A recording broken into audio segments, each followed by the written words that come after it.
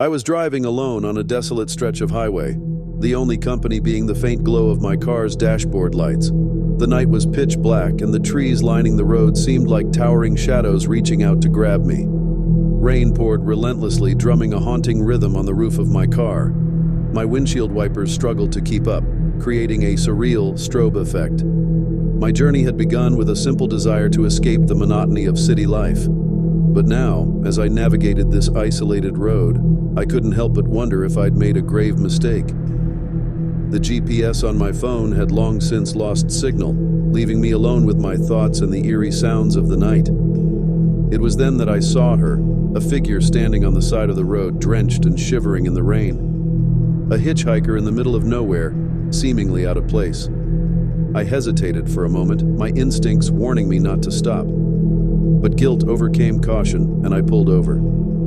She approached my car with a weary smile, her soaked clothes clinging to her frame. As she climbed into the passenger seat, a musty, earthy scent filled the car. Her face was obscured by her wet hair, but I could make out pale skin and dark, distant eyes.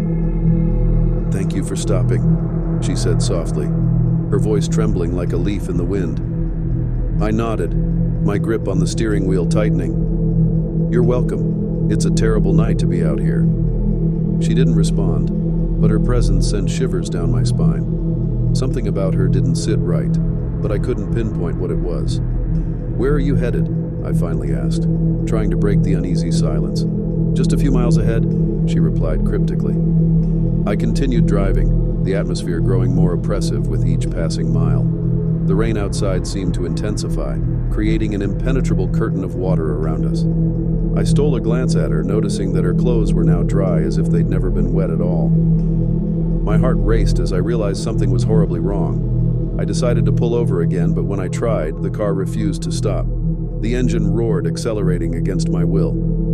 Panic seized me, and I desperately wrestled with the steering wheel, but it was as if the car had a mind of its own. "Let me out!" I shouted at the hitchhiker, but she didn't respond.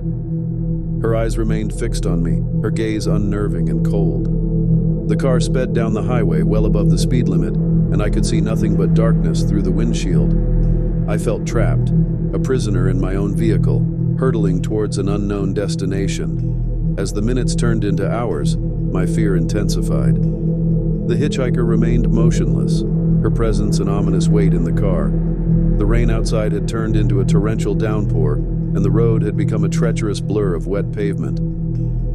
Finally, the car screeched to a halt, throwing me forward in my seat. I looked around, disoriented. We were in the middle of nowhere, surrounded by dense woods. The hitchhiker was gone. Breathing heavily, I fumbled with the car door and stumbled out into the pouring rain. I had no idea where I was, and my phone was still without signal. I stood there, soaked and shivering, feeling utterly lost and helpless.